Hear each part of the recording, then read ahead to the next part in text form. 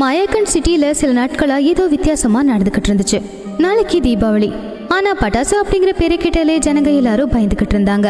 ஏன்னா அந்த ஊர்ல யாரெல்லாம் பட்டாசு வெடிக்கிறாங்களோ அவங்க அந்த பட்டாசு கூடவே காணாம போயிடுறாங்க. சில பேரோட மனைவி, சில பேரோட புருஷன் மாயமாயிட்டாங்க. சில பேர் அவங்க குழந்தைய நினைச்சு அழ ஆரம்பிச்சாங்க.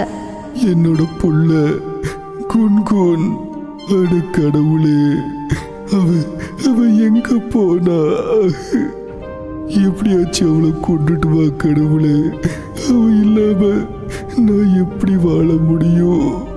ஷம்பு வீட்டுல நேத்து நடந்த நிகழ்வு அவனால மறக்க முடியல. அவனுடைய பொண்ணு பட்டாசு வெடிக்கும் போது திடீர்னு அது கூடவே மறைஞ்சு போயிட்டான். அப்பா, இன்னைக்கு தான் நிறைய பட்டாசு இருக்குல்ல, நான் இன்னைக்கு ஒண்ணு வெடிக்கவா? அட 2 நாள் பொறுத்துக்கோ, அதுக்கப்புறம் வெடிக்கல, சரியா? என்னப்பா நீங்க, நான் என்ன சொன்னாலும் எப்போ கேட்க மாட்டேங்கிறீங்க. சரி குன்குன், போய் தீக்குச்சி எடுத்துட்டு வந்துட்டு பட்டாசு கொளுத்து. குன்குன் உள்ள இருந்து மேட்ச் பாக்ஸை எடுத்துட்டு வந்தா. ஷம்பு அவனுடைய ஆட்டோவை கிளீன் பண்ணிக்கிட்டு இருந்தான். குன்குன் ரொம்ப சந்தோஷமா இருந்தா. ஏன்னா இந்த தடவை வெடிக்கிறதுக்கு அவகிட்ட நிறைய பட்டாசு இருந்துச்சு. அவ பட்டாசை ரொம்ப சந்தோஷமா பார்த்து அதை வெடிக்க ஆரம்பிச்சா. ஷம்பு பொண்ணு பட்டாசு வெடிக்கிறத பார்த்துக்கிட்டு இருந்தான். ஆனா அவ அந்த பட்டாசை வெடிக்க ஆரம்பிச்சதும் அங்க வேகமா காத்து வீச ஆரம்பிச்சது. திடீர்னு ஒரு சூறாவளி அவங்கள நோக்கி வந்துச்சு. அப்ப குன்குன் அந்த சூறாவளிக்குள்ள மாட்டிக்கிட்டா. அதுக்கப்புறம் அவங்க அப்பாவை அவ சத்தம் போட்டு கத்துனா. அப்பா, அப்பா என்ன காப்பாத்துங்கப்பா, அப்பா என்ன காப்பாத்துங்க. ஷம்பு அந்த சத்தத்தை கேட்டு அவளை காப்பாத்துறதுக்காக வந்தான். ஆனா அதுக்குள்ள அந்த சூறாவளி அவளை தூக்கிட்டு போயிடுச்சு. குன்குன், எங்க போன நீ? எங்க போன நீ? மகளே, நீ எங்க போன? சில நாட்களுக்கு முன்னாடி மாயாகஞ்சில் இருக்கிற ஆட்கள் தீபாவளிக்கான எல்லா ஏற்பாடுகளையும் பண்ணிக்கிட்டு இருந்தாங்க. சில பேர் வீட்டை சுத்தப்படுத்திக்கிட்டு இருந்தாங்க, சில பேர் புது துணி வாங்கிக்கிட்டு இருந்தாங்க, சில பேர் கடவுள் சிலைகளை வித்துக்கிட்டு இருந்தாங்க, சில பேர் ஸ்வீட்ஸை செஞ்சுக்கிட்டு இருந்தாங்க. ராஜ்குமார் அவருடைய பட்டாசு கடையை ஓபன் பண்ணி வச்சாரு. அந்த கடையில ஆட்களும் நிறைய இருந்தாங்க. அது ஏன்னா அவன் உண்மையிலேயே ரொம்ப விலை கம்மியா பட்டாசு வித்துக்கிட்டு இருந்தான். ரொம்ப விலை குறைவு, ரொம்ப ரொம்ப விலை குறைவான பட்டாசு. ராஜ்குமாரோட பட்டாசு கடை, யானை வெடி, லட்சுமி வெடி, சங்கு சுக்குரம் எல்லாமே இருக்கு. ரொம்ப குறைவான விலையில. வாங்கம்மா வாங்க, வாங்கப்பா வாங்க. ராஜ்குமாரோட கடை, யானை வெடி, லட்சுமி வெடி, சங்கு சுக்குரம் எல்லாமே இருக்கு. அட இங்க பாருங்கண்ணே, எனக்கு 2 பேக்கெட்டு ராக்கெட் கொடுங்க, சீக்கிரமா பேக் பண்ணுங்க, இல்லைன்னா எல்லாமே காலியாயிருப்பால. அண்ணு, எனக்கும் கூட 4 பேக்கெட் பேக் பண்ணுங்க. மாயாகஞ்சில் ஷம்பு பேர் இருக்கிற ஒரு ஆட்டோக்காரன் அவனுடைய பொண்ணு குன்குன் கூட வாழ்ந்துகிட்டு இருந்தான்.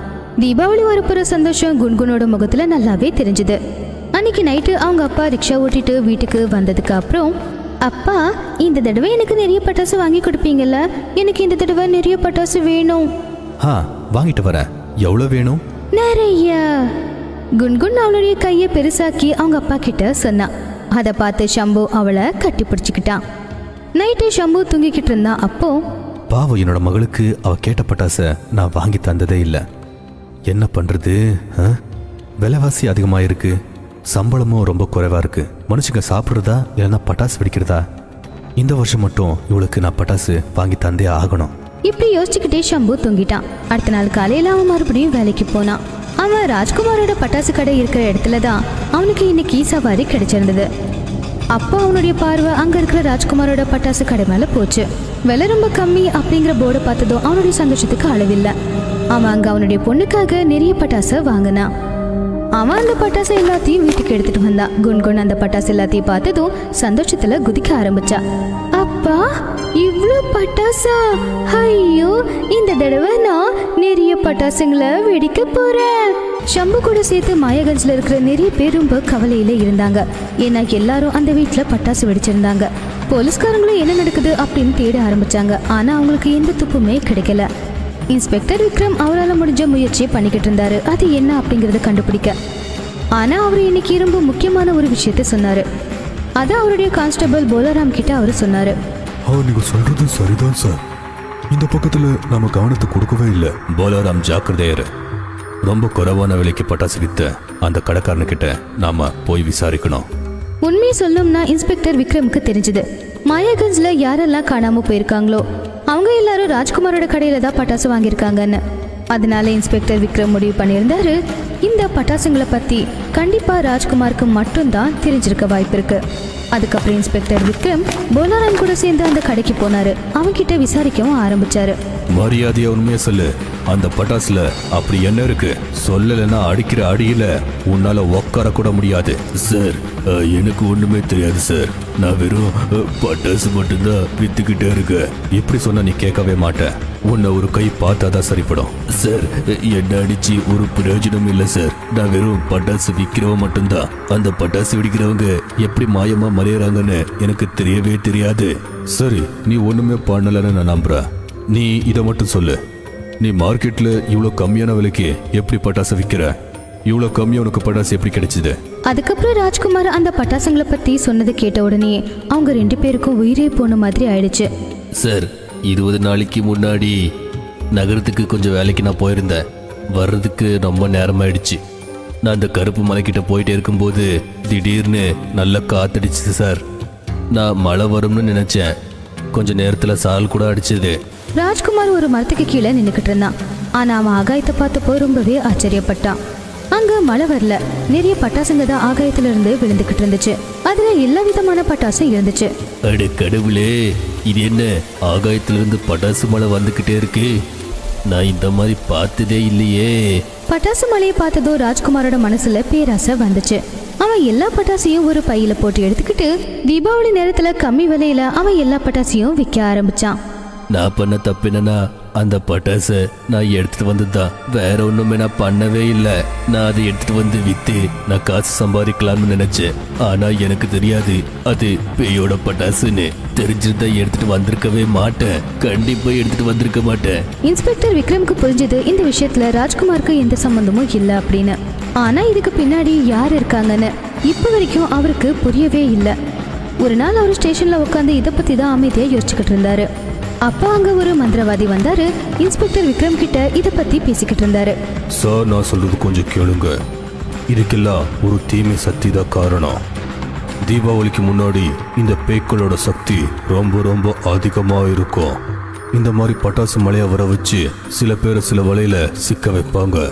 அதுக்கப்புறம் அதை யாரு விற்பாங்களோ, அதை யாரு வாங்குவாங்களோ அவங்கள எப்படியோ கட்டி போட்டு அங்கிருந்து அது கொண்டு போயிடும். இந்த மாதிரி நிறைய பேரை கொண்டு போயிருக்கு. அந்த கருப்பு மலை கிட்ட இந்த மாதிரி நிறைய பேர் இருக்காங்க. நான் அதை பார்த்துருக்கேன். அமாவாசை அன்னைக்கு அவங்க எல்லாரையும் அது கொன்னுரும். அப்படி கொல்றதுனால கிடைக்கிற ஆன்மாவால அது சக்திசாலியா மாறும். நீங்க என்ன சொல்லிக்கிட்டே இருக்கீங்க? இதெல்லாம் நான் நம்ப மாட்டேன். நம்பிக்கை இல்லைன்னா நீங்க அந்த கருப்பு மலை கிட்ட வாங்க, உங்களுக்கு அதை நான் நிரூபிக்கிறேன். ஆனா அங்க போறதுக்கு முன்னாடி நான் சொன்னதை நீங்க பண்ணியே ஆகணும். இல்லைன்னா இந்த நகரத்துல யாருமே இருக்க மாட்டாங்க. இன்ஸ்பெக்டர் விக்ரம் முதல்ல இதுக்கு ஒத்துக்கவே இல்லை. ஆனா ஜனங்களுக்கு எல்லாருக்குமே ஆபத்து இருக்கு அப்படின்னு அவர் சொன்னதுக்கு அப்புறம் அவரு கூட நிறைய போலீஸுங்களை கூப்பிட்டுக்கிட்டு அவரு கிளம்பினாரு. அந்த கருப்பு மலைக்கு பக்கத்துல போனதும் இன்ஸ்பெக்டர் விக்ரம் அங்கிருந்த எல்லார்கிட்டையும் சொன்னாரு. வீரரே, இன்னைக்கு நம்மளோட எதிரி ஒரு பேயா இருக்கும். அதனால அவங்களுக்கு புரியுற மாதிரி தான் நாம டிஃபென்ஸ் பண்ணணும். பட்டாசு மலையை வர வச்சு அது ஜனங்களை கட்டி போட்டு வச்சிருக்கு. அதே பட்டாசால நாம் அதை நாசமாக்கணும். அதுக்கப்புறம் போலீஸ்காரங்க எல்லாரும் அவங்க கூட எடுத்துட்டு வந்திருந்த பட்டாசு மாதிரி இருந்த பொருளை மலைக்கு மேல வீசினாங்க. அந்த பட்டாசுங்க அங்க விழுந்த உடனே எல்லா இடமும் புகை புகையா ஆயிடுச்சு. அப்போ திடீர்னு அங்க நிறைய பேய்ங்க பூதங்க அந்த பட்டாசுல மாட்டிக்கிட்டு இறந்து போச்சு. ஆனா அங்க அடப்பட்டிருந்த யாருக்குமே எதுவும் ஆகல. அதுக்கப்புறம் இன்ஸ்பெக்டர் விக்ரம் எல்லாரையும் பத்திரமா கூட்டிட்டு வந்தாரு. சார், அன்னைக்கு நீங்க எந்த மலையோட பட்டாசு வர வச்சீங்க? இதால பேய் நாசமாயிருச்சு. ஆனா பொதுமக்களுக்கு ஒன்னும் ஆகலையே. போலாராம் சாமியார் சொன்னதுனால திருநீர் போட்டு சில பட்டாசுகளை நான் பண்ணி வச்சிருந்தேன். அதுல கங்கா ஜலமும் இருந்துச்சு. தீபாவளிக்கு முன்னாடியே இன்ஸ்பெக்டர் விக்ரம் அவருடைய புத்திசாலித்தனத்தினால அங்கிருந்த எல்லாருடைய உயிரையும் காப்பாத்தினாரு. அதுக்கப்புறம் எல்லாருமே ரொம்ப சந்தோஷமா தீபாவளியை கொண்டாடினாங்க.